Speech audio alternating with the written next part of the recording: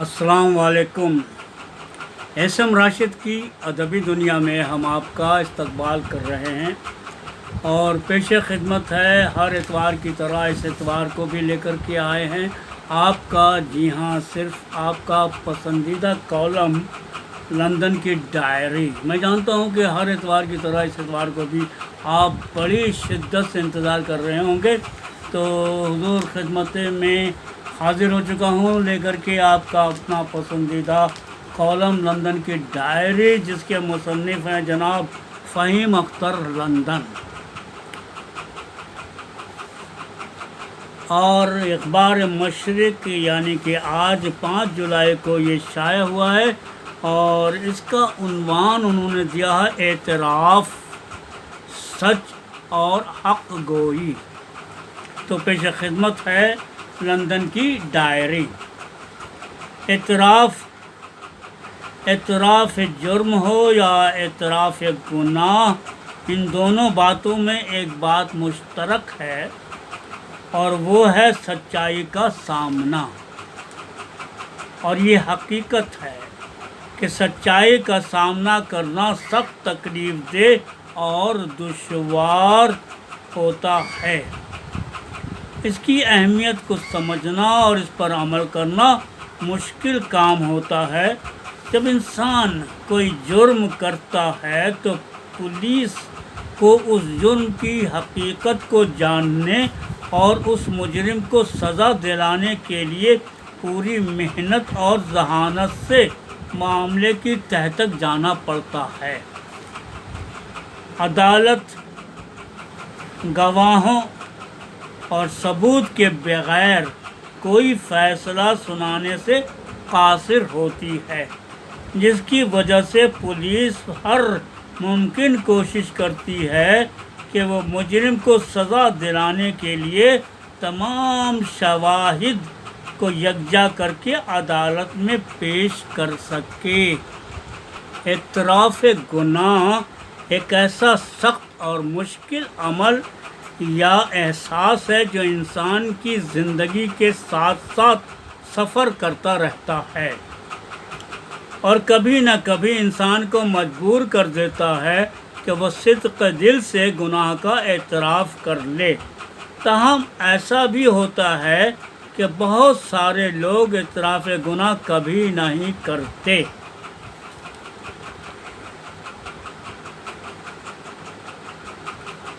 कभी कभी गलत इल्ज़ाम लगाकर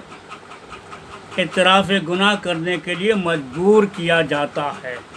और कभी कभी ऐसा भी होता है कि कुछ लोग किसी पर इल्ज़ाम लगाकर और बग़ैर सबूत के उसे समाज में ज़लील या रुसवा करते हैं, जिसकी वजह से उस शख्स की ज़िंदगी अज़ाब बन जाती है और उसका जीना दोभर हो जाता है। इसकी वजह से कुछ लोग अपनी जान तक दे देते हैं और कुछ नफ्सियाती दबाव की वजह से ज़िंदगी से तंग आकर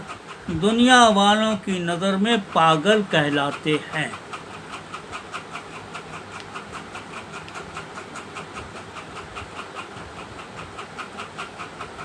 एतराफ़ करना क्यों इतना दुश्वार है? एतराफ़ करना क्यों इतना दुश्वार और सख्त होता है? इसकी कई वजूहात हो सकती हैं। मसलन समाज, ख़ानदान, वक़ार, अज़मत, ओहदा वग़ैरह ऐसी बातें हैं जिसके दबाव में आकर इंसान किसी तरह झूठ का सहारा लेकर अपनी गलतियों को इतराफ़ करने से गुरेज करता है। ताहम कभी कभी उन इल्ज़ामात के ज़रिया उस शख्स को बदनाम करने के लिए तरह तरह के हथकंडे भी इस्तेमाल किए जाते हैं। उस इंसान की ज़िंदगी को अज़ाब बनाने के लिए या जलन या हसद की वजह से उससे बदला लेने के लिए उस शख्स के ख़िलाफ़ झूठे इल्ज़ामात लगाकर उसे ज़लील या रुसवा भी किया जाता है। सियासतदानों میں یہ صفت عام طور پر زیادہ پائی جاتی ہے، اور آئے دن ایسی خبریں سنتے ہیں کہ ہم کچھ پل کے لیے دم بخود رہ جاتے ہیں۔ سوشل میڈیا پر آئے دن جھوٹی خبروں اور الزامات سے جہاں عام آدمی پریشان ہے، وہیں کچھ لوگ سوشل میڈیا کے سہارے ایک دوسرے پر کیچڑ اچھال کر لطف اندوز ہوتے رہتے ہیں۔ کسی فرضی نام یا ٹھکانے سے کسی کو پریشان کرنا اور اس کی زندگی کو عذاب بنا دینا ایک عام بات ہو چکی ہے۔ حال ہی میں لندن کے ایک دوست کو کافی پریشانیوں کا سامنا کرنا پڑا جب اس کے کسی جاننے والے دوست نے سوشل میڈیا پر ایک لڑکی کی پروفائل کے ذریعہ پہلے تو اس سے پیار و محبت کی باتیں شروع کی اور پھر اسے بلیک میل کرنے کی کوشش کی۔ کہتے ہیں کہ قاتل اپنا کوئی نہ کوئی نشان چھوڑ جاتا ہے۔ اس احمق انسان نے جس موبائل فون کا استعمال کیا تھا، بعد میں انٹرنیٹ کی مدد سے پتہ لگایا گیا تو معلوم ہوا کہ دراصل وہ موبائل فون نمبر اس کے قریبی دوست کا تھا۔ لیکن حیرانی کی بات یہ ہوئی کہ ثبوت ملنے کے باوجود اس نے اس بات سے انکار کر دیا کہ وہ نمبر اس کا ہے ہی نہیں، اور الٹے پریشان ہونے والے دوست پر الزام لگا دیا کہ اس کا موبائل نمبر کسی نے ہیک کر لیا ہے۔ انگلینڈ میں ایک ایسا ہی واقعہ سامنے آیا جب 18 سالہ نوجوان کے باپ نے پولیس کو اطلاع دی کہ اس کے بیٹے نے ریپ کیا ہے۔ دراصل کچھ مہینے قبل بیٹے نے 2 لڑکیوں کا ریپ کیا تھا اور ان لڑکیوں نے مارے خوف کے پولیس کو شکایت نہیں کی۔ لیکن ایک دن باپ نے بیٹے کے موبائل پر جب اس کا یہ پیغام پڑھا کہ میں نے تمہاری عزت لوٹی جس کے لیے میں شرمندہ ہوں، تو اس باپ نے فوراً پولیس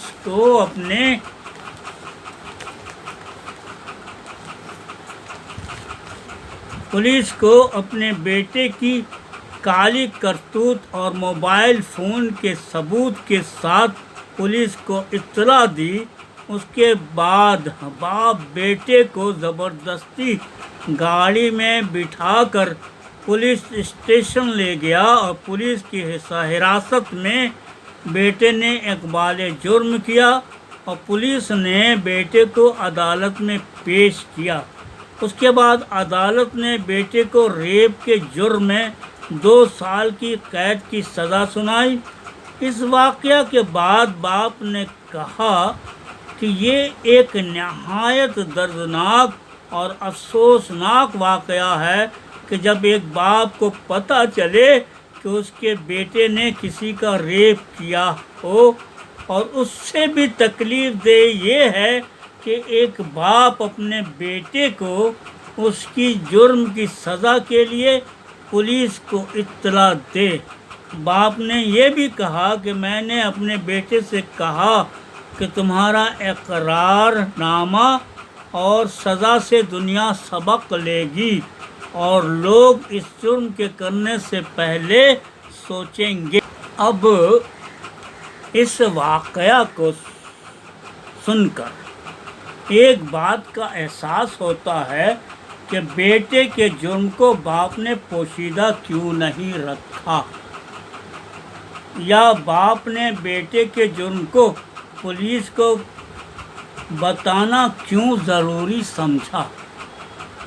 یہ دونوں سوالات ہمارے ذہن کو جہاں جھنجھوڑ رہے ہیں، وہیں ہمیں اس کا بھی درس دے رہے ہیں کہ آدمی اگر سچائی اور حق گوئی پر قائم رہے تو اس کی زندگی پریشانیوں اور الجھنوں سے پاک رہے گی۔ اگر باپ بیٹے کے جرم کو پوشیدہ رکھتا تو بیٹا زندگی میں اسی ہمدردی اور جھوٹ کے سہارے اور کتنے جرائم انجام دیتا، لیکن سچائی اور حق گوئی کے سبب باپ نے بیٹے کے جرم کی پولیس کو اطلاع دے کر غلط کو غلط قرار دینے کا اصول واضح کیا اور آنے والی زندگی میں بیٹے کو جرم سے دور رکھنے کی راہ نکال لی۔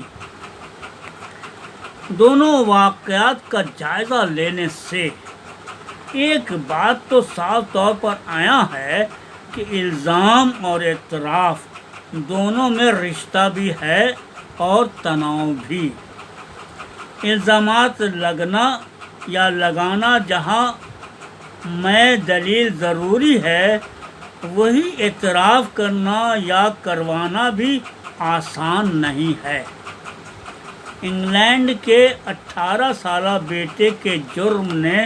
جہاں باپ کی حق گوئی اور سچائی کے اعتراف نے بیٹے کو مجرم بنا دیا، وہیں ہمیں اس بات کا بھی پتہ چلا کہ جب کوئی جرم کرتا ہے تو اس کا کوئی نہ کوئی نشان ضرور چھوڑ دیتا ہے، اور جب وہ ثبوت مل جائے تو اس کی سزا یقینی ہے۔ لیکن دوسری مثال میں الزام اس قدر ناقص اور بیہودہ ہے کہ الزام لگنے والے شخص کو پریشانی اور الجھن میں مبتلا کرتا ہے، جو ایک غیر مناسب فعل ہے۔ جب ہم اس بات کا جائزہ لیتے ہیں کہ آپ نے اس غلط کام کو نہ کیا ہو یا اس بات کو نہ کہا ہو، تو اس کا اعتراف کرنا بذات خود ایک مصیبت ہے۔ مثلا جب کوئی بغیر ثبوت اور جھوٹا الزام لگائے تو اس وقت انسان ذہنی طور پر پریشان ہو جاتا ہے، جبکہ حقیقت یہ ہے کہ اس شخص کو کسی بات کا علم ہی نہیں ہے۔ الزام لگانے والا شخص اکثر یہ کہتے ہوئے بھی پایا جاتا ہے کہ اس کا دل کہتا ہے کہ تم نے ایسا کیا ہے، اس کا دل کہتا ہے کہ تم نے ایسا کیا ہے، تاہم جس پر الزام لگایا گیا ہے اسے اس سے کافی برہمی ہوتی ہے اور وہ ان الزاموں میں الجھ کر پریشانیوں میں مبتلا ہو جاتا ہے اور اس کی زندگی میں تناؤ پیدا ہو جاتا ہے۔ میں اس بات پر یقین رکھتا ہوں کہ اپنی غلطی کا اعتراف کر لینا ایک ایسی خوبی ہے جس سے نفس میں عاجزی پروان چڑھتی ہے، لیکن میں اس بات سے بھی پریشان ہوں کہ آج کل کچھ لوگ زبردستی اپنی انا اور ضد کے لیے آپ کو ذلیل کرنا یا آپ کی عزت کو خاک میں ملانا اپنی شان سمجھتے ہیں، اور یہ جھوٹی اور فریبی شان ایک نہایت قریب اور باعث شرمندگی ہونا چاہیے، لیکن ایسے لوگ اس پر فخر کرتے ہیں جو کسی بھی صورت اور شکل میں سماج میں قابل قبول نہیں ہے۔ تو دوستو، ابھی آپ اعظم راشد کی ادبی دنیا میں اپنا سب سے زیادہ پسندیدہ کالم لندن کی ڈائری سن رہے تھے، جس کے خالق ہیں جناب فہیم اختر، اور یہ ہر اتوار کو اخبار مشرق میں شائع ہوا کرتا ہے، اور آج کی تاریخ یعنی کہ آج کے دن بھی ان کا یہ مضمون شائع ہوا ہے، جس کا آپ کو بے صبری سے انتظار ہوگا۔ جہاں اخبار مشرق جاتا ہے وہاں تو لوگوں نے پڑھ لیا ہوگا، اور فیس بک پر بھی مشرق کا یہ پیج آپ کے سامنے آتا ہے اور بہت سارے ہزاروں لوگوں نے اس پیج کو پڑھا ہوگا، لیکن ویسے بھی لوگ ہیں جو اردو لکھنا پڑھنا نہیں جانتے ہیں، لیکن انہیں خواہش ہوتی ہے کہ وہ جو چیزیں اچھی ہیں، جو اچھے کالمس ہیں، جو اچھے مضمون ہیں، جو اچھے نظم ہے یا کوئی اچھی غزل ہے یا کوئی اچھا ادب ہے، تو اس کو جاننے کی ان کے اندر بھی ایک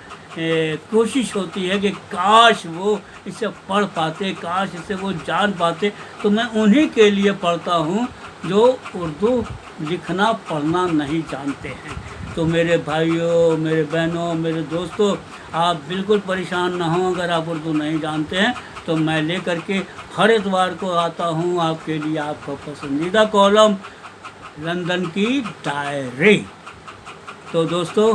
ضرور سے ضرور سنیے گا اور لائک بھی کیجیے گا اور شیئر بھی کیجیے گا اور کمنٹ بھی کیجیے گا۔ میں امید کرتا ہوں کہ آج کا یہ جو کالم ہے وہ بھی آپ کو اتنا ہی اچھا، اتنا ہی خوبصورت لگا ہوگا۔ یقیناً انہوں نے بڑے قلم سے، بڑی محبت سے، بڑے پیار سے وہ لکھتے ہیں اور بہت ہی اچھی تخلیق ہوتی ہے ان کی، اور پڑھنے میں بھی مزہ آتا ہے۔ اور دوستو آپ کو تو پتہ ہی ہے کہ ابھی پچھلے سنڈے کو آپ نے یعنی کہ فہیم اختر صاحب کی سرپرستی میں ان کا ایک گروپ ہے صوفی جمیل اختر لٹریری سوسائٹی، اس نے آن لائن انٹرنیشنل مشاعرہ کیا اور اتنا زبردست، اتنا خوبصورت، اتنا پیارا مشاعرہ، ایک سے ایک غزلیں سننے کے ملی اور پورے 5 6 بر اعظم کے لوگوں نے اس میں شرکت کی۔ اتنے سارے لوگ کو یکجا کرنا، ایک جگہ جمع کرنا، اس کے لیے میں سلام کرتا ہوں جناب فہیم اختر صاحب کو۔ میں امید کرتا ہوں کہ ان سے اور بھی امیدیں ہیں کہ وہ اور بھی خوبصورت پروگرام پیش کریں گے اور اردو کی ترقی میں، اردو کی بھلائی کے لیے وہ جو کچھ بھی ہو سکتا ہے وہ اپنی زندگی میں کرتے رہیں گے۔ تو دوستو آپ سے بھی دعا کی درخواست ہے کہ فہیم اختر صاحب کو دعا دیجئے کہ وہ اردو کی خدمات کر رہے ہیں اور رات کے وقت اور صبح کے وقت ہر طرف سے پورے جرمنی میں، پورے انگلینڈ میں، پورے مصر میں، پورے سعودی عربیہ میں، پاکستان میں، ہندوستان میں، ہر جگہ اردو بولنے والے اپنے موبائل پر وہ مشاعرہ سن رہے تھے۔ اس کے لیے میں پھر سے صوفی جمیل اختر لٹریری سوسائٹی کے تمام اراکین کو بہت بہت مبارکباد پیش کرتا ہوں۔ تو دوستو اجازت دیجیے، پھر ملیں گے اگلے سنڈے اسی کالم کے ساتھ۔ کون سا کالم یاد ہے نا آپ کو؟ جی ہاں، کیسے بول سکتے، یہ تو آپ کا اپنا کالم ہے لندن کی ڈائری۔ تو اجازت دیجیے، اللہ حافظ۔